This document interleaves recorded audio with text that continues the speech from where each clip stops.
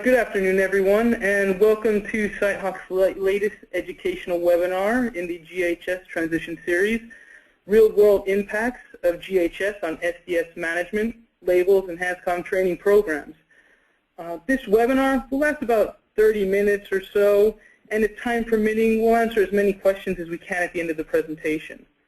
If you do have any questions during the presentation, you'll see a question section on your webinar control panel. Please go there and enter your questions. We'll aggregate those questions during the webinar and get to as many of those as we can at the end if possible. You'll also see on the top left of the control panel an orange box with a white arrow, and you can minimize and expand that box using the arrow if you need to go full screen or change your view. Today, our speaker is Scott Williams. Scott is the Director of Sales for SiteHawk and has over 20 years of experience in the EH&S consulting and management field with a background in environmental and safety consulting. Scott's role is to advise companies in the evaluation and selection of electronic chemical data management systems.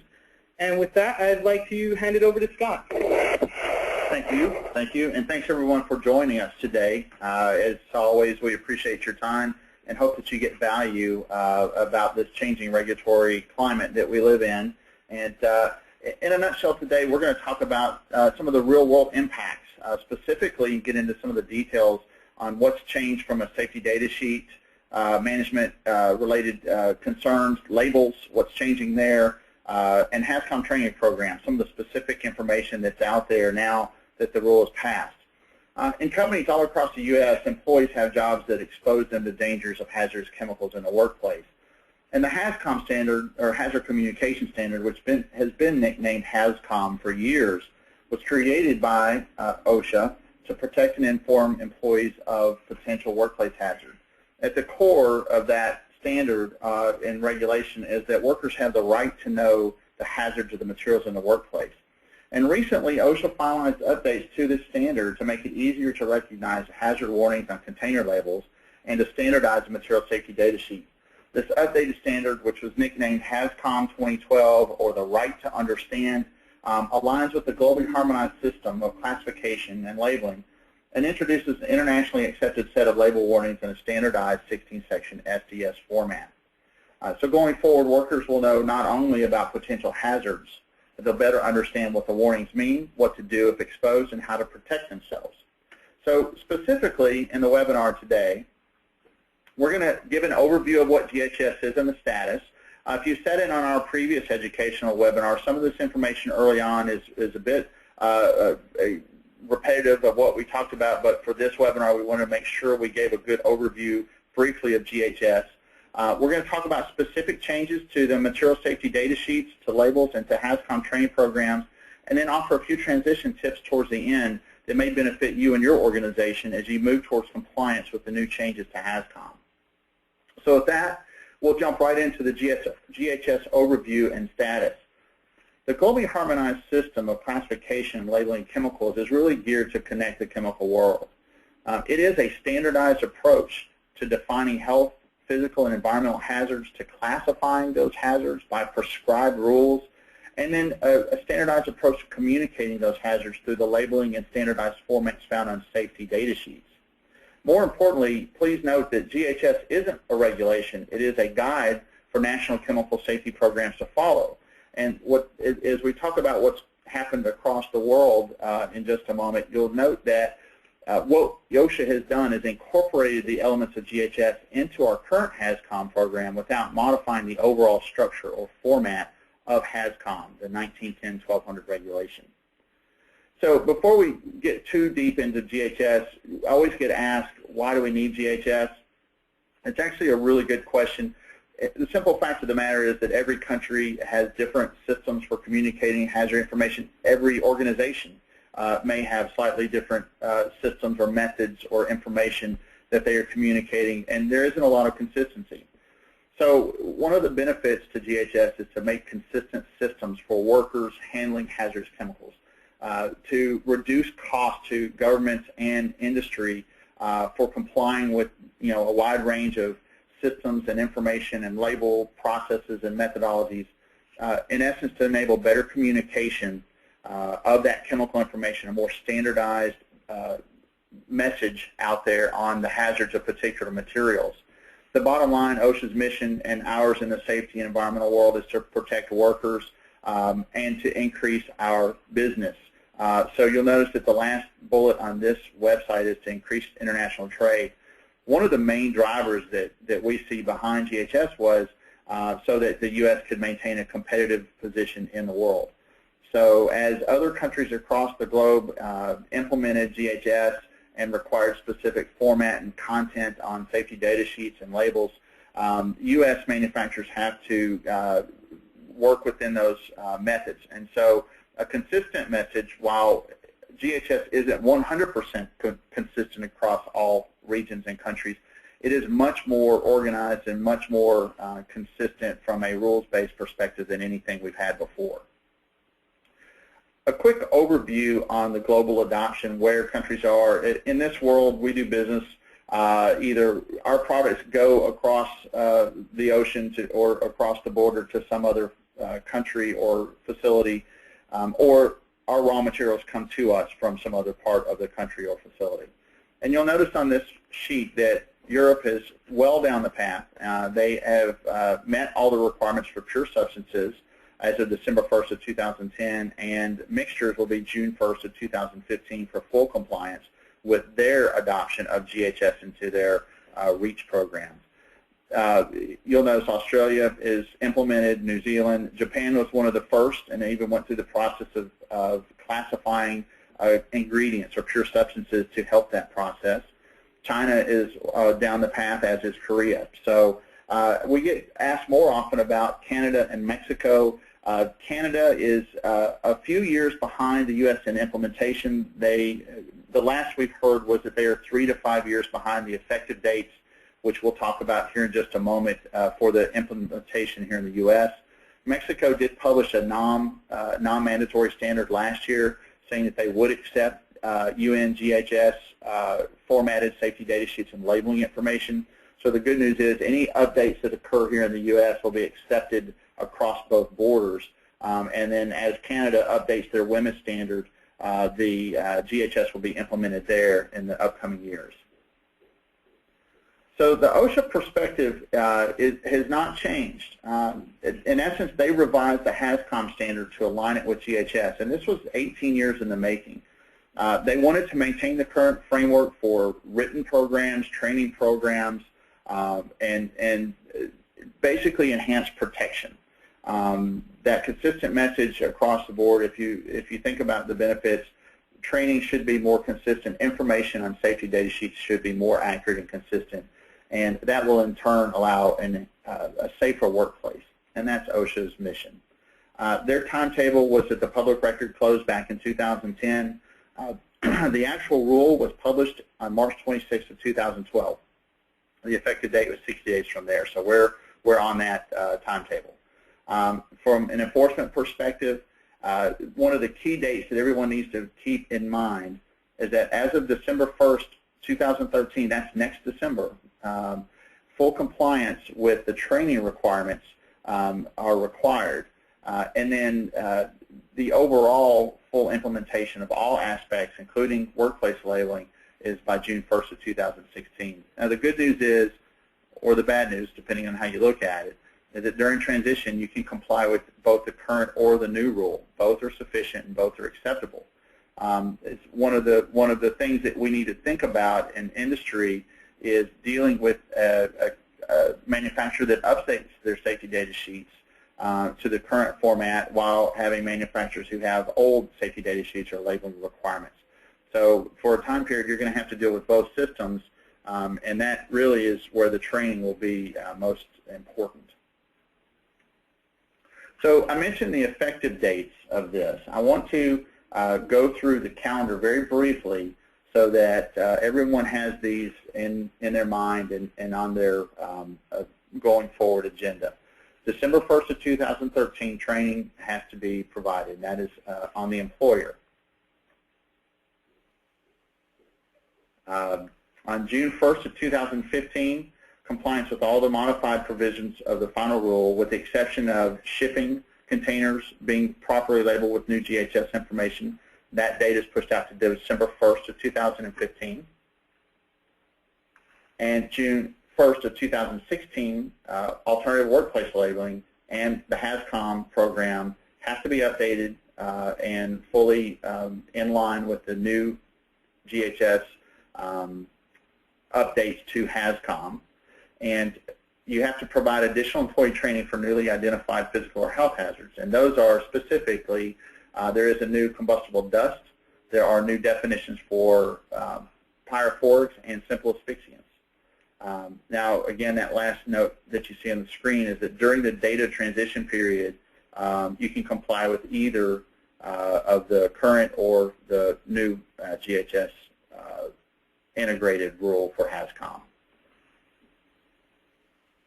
So that June 1st of 2015 date aligns with the European implementation of their mixtures for REACH and their implementation. So I'm going to jump into some of the major changes, and then we'll drill into the specific changes. There are really 5 major changes related to Hazcom. Now, there are 2 avenues of information out there. One is geared towards the authoring of safety data sheets. The other is geared towards the hazard communication portion. In this webinar today, we're focusing on the hazard communication portion. We will have another webinar series on authoring compliant safety data sheets, so if that's your topic of interest, we're just briefly going to touch on that throughout, but mainly talk about the Hazcom related changes. So keep that in mind as we go through this. The number 1 change is hazard classification, and I think, as I mentioned at the very beginning of this, the process for implementing GHS means that there are prescribed rules. There are specific methods and rules for classifying the hazards of a chemical. And what that means is that every safety data sheet out there will change. Those prescribed rules are in the GHS Purple Book. They are definitive, and they are different.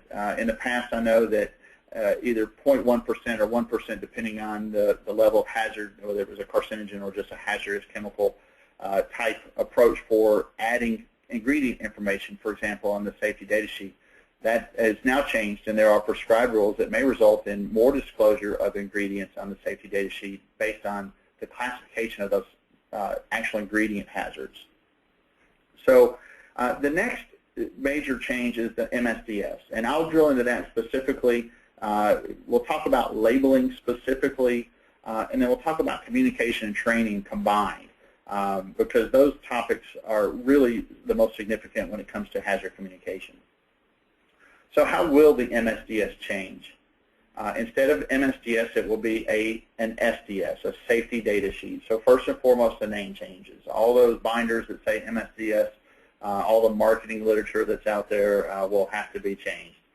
There is a specific prescribed format of 16 sections in a specified order, and the material has to be reclassified, the hazards based on the GHS criteria for health and environmental physical hazard classifications, and it is a building block approach, which means, for example, there's a classification in a category in GHS, and the actual, for example, Category 1 is the most hazardous, Category 5 being least hazardous, will impact not only the classification and SDS information, but the information on a label. So I'm going to go dig in a little bit on the actual SDS.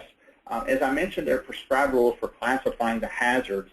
That information resides in Section 2, where Section 1 is really identification, and it's basically the material name with supplier contact information, but more importantly, the emergency contact information. And Section 2 summarizes the hazards, including the signal words, the pictograms, and the hazard and precautionary statements. And that information will also be what generally transfers over to the labels, both the container and the workplace labels, if you put things in a secondary container. Section 3 is composition. In the past, you may have seen Section 2 being the ingredients. Now Section 3 is the composition. There may be more ingredient disclosure on those safety data sheets as a result of the classification rules for materials that are classified as hazardous. It no longer is necessarily a 0.1% or 1% cutoff. Section 4 are the first aid measures. Those describe the initial care that would be given if an exposure occurred. Section 5 is firefighting. That provides requirements for fighting a fire caused by the material or arising in its vicinity. Section 6 are the accidental release measures. Those describe the appropriate response in case of some type of spill or other accidental release.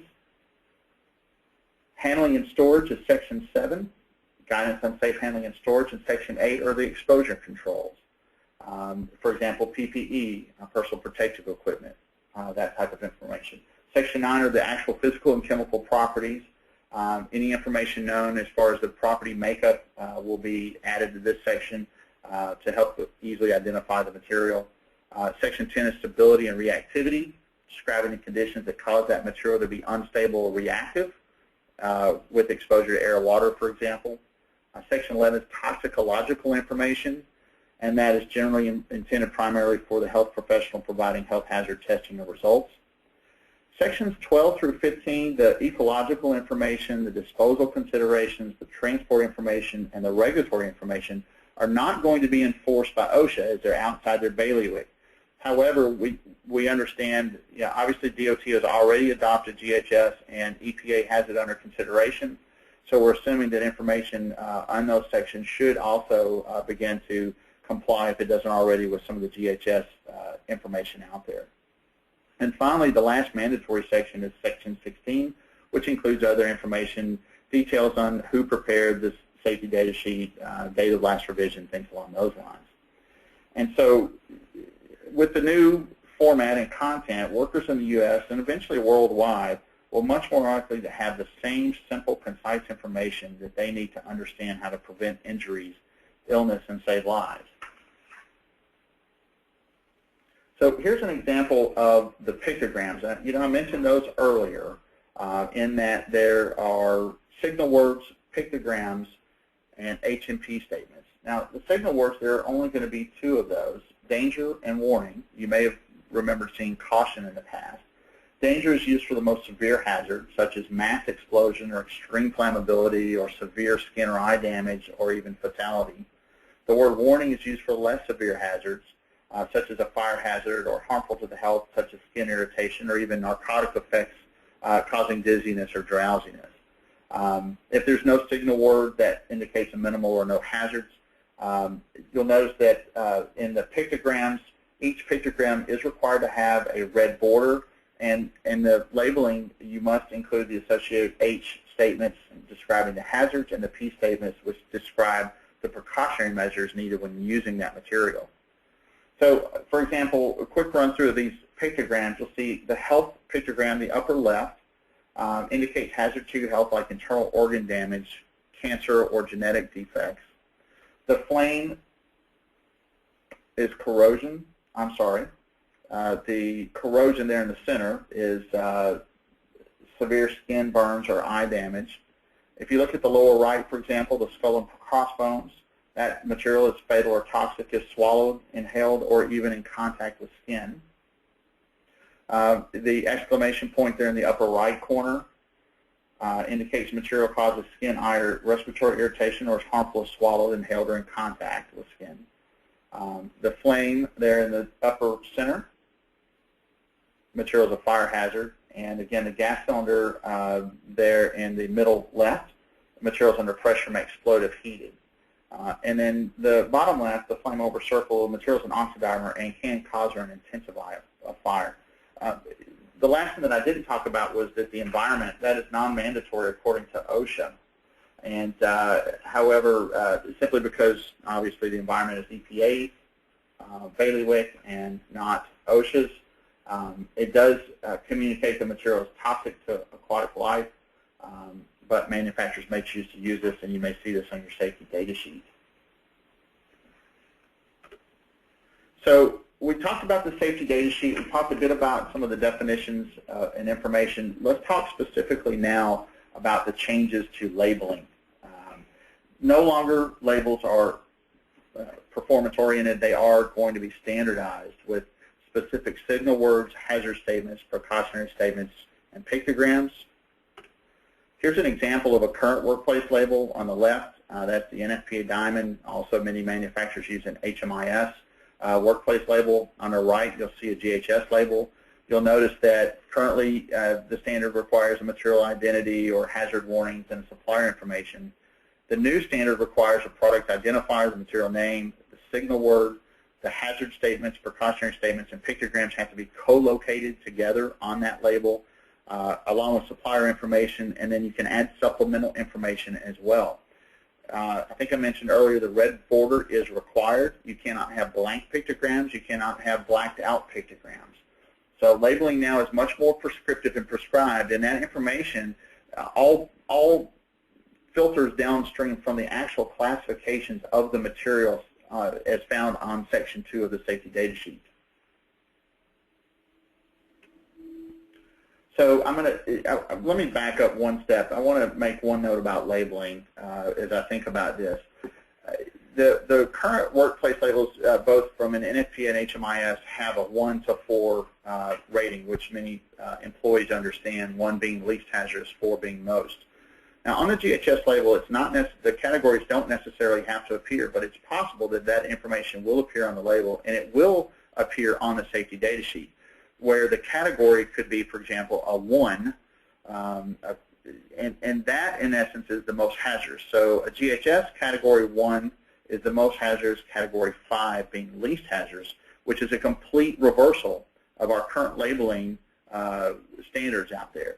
So there is going to be some confusion in the workplace. I do know that NFPA has a committee reviewing GHS and the use of their, which is really an emergency responder labeling standard, and what will transpire long term, I don't know, except to say that it will be very important when we talk about the training to understand the differences in those and ensure that your employees understand that as well. I'm going to move on to training.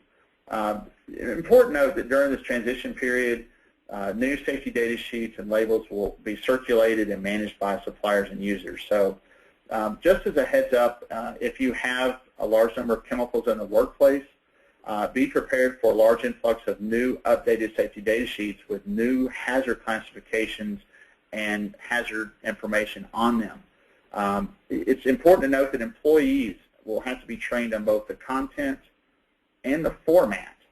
That information that I talked about earlier on the 16 sections, what appears where, the labels, the pictograms, what an H&P statement is, that's the kind of information that will have to be communicated, and for sure at least where to locate that information, and then finally what the pictograms mean in the category, what those mean to the employee as well. So when you're going through the training process with your employees from your Hazcom program, keep in mind your written program is still required, the training program is still required. You may want to consider what your timeline is for transition, keeping in mind the drop dead date of December 1st, 2013 for having all training completed. And then think about what changes are required for updating that current Hazcom program. What kind of information you need to communicate, what kind of tools you need to communicate that to them.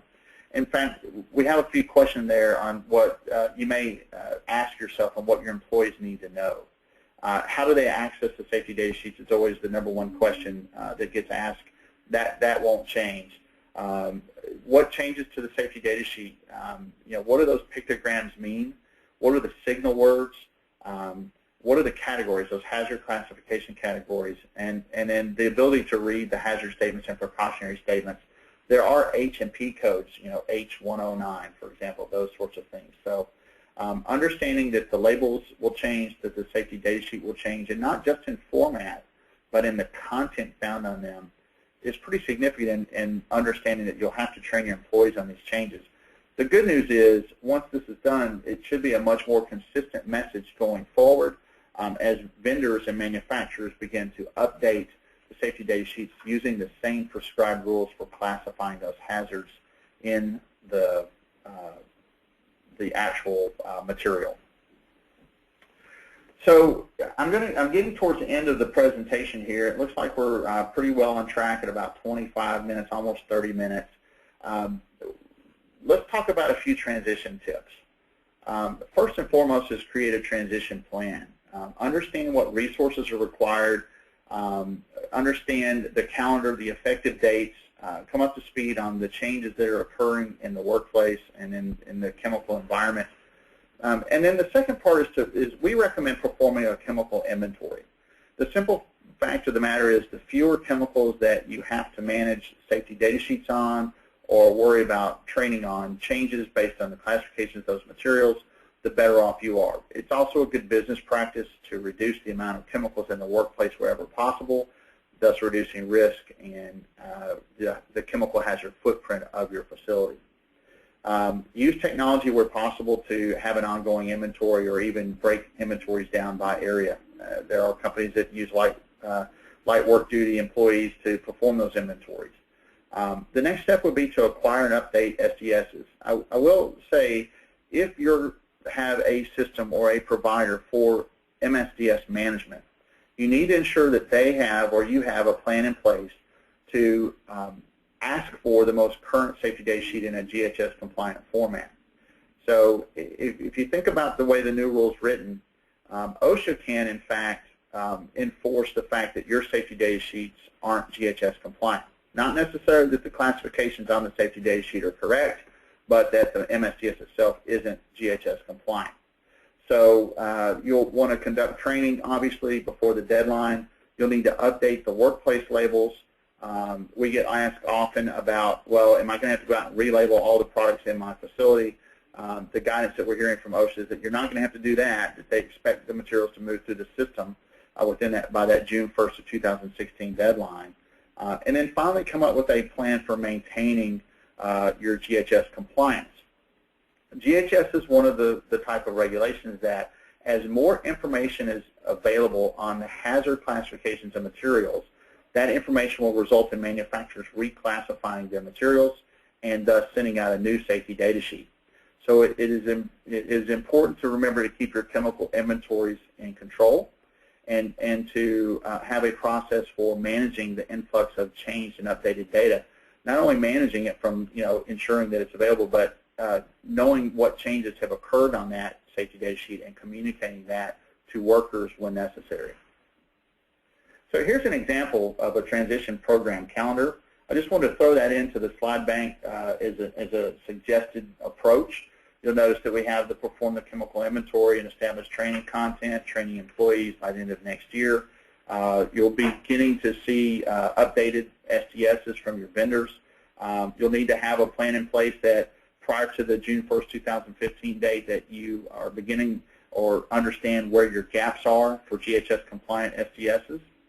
Relabel those containers when you put them in a secondary container. You take something in a tote and put it in a pail or a squeeze bottle, and then have a process in place for maintaining those ongoing updates.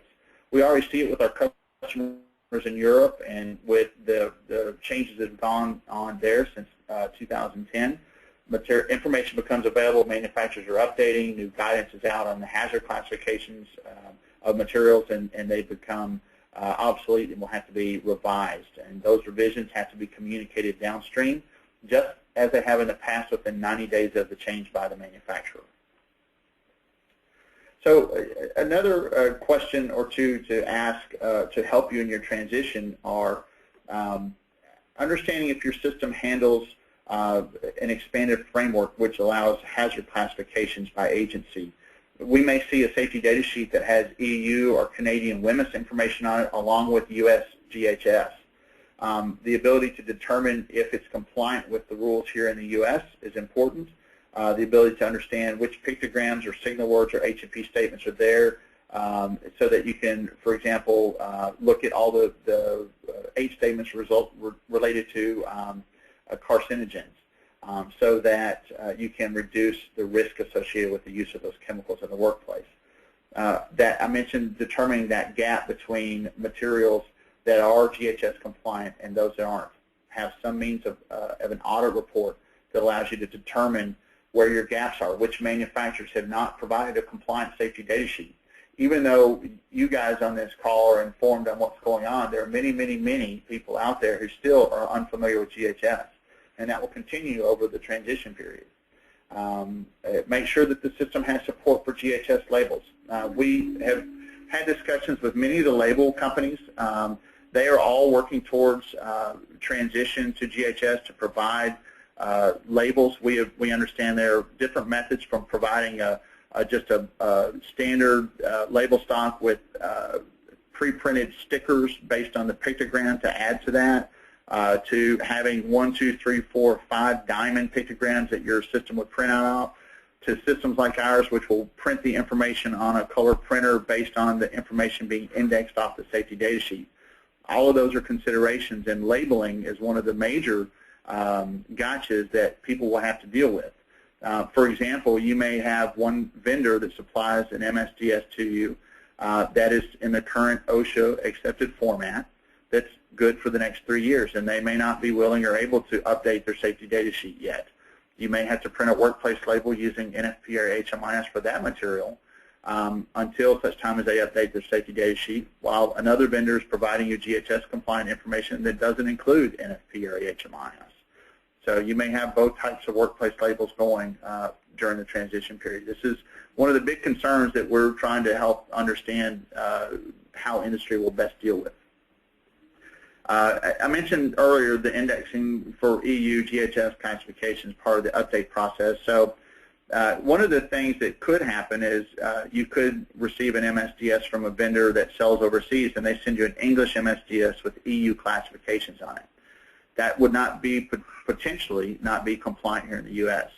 So the ability to assess the material and determine which agency the SDS is classified by is an important part of this process as we go forward with the regulation.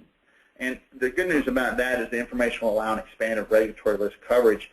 I know we hear it from our customers quite often that they're asked if their material is REACH compliant or has substances of very high concern. Well, the more information that's available and the more agencies that SDS is classified by will allow you to answer those questions more readily.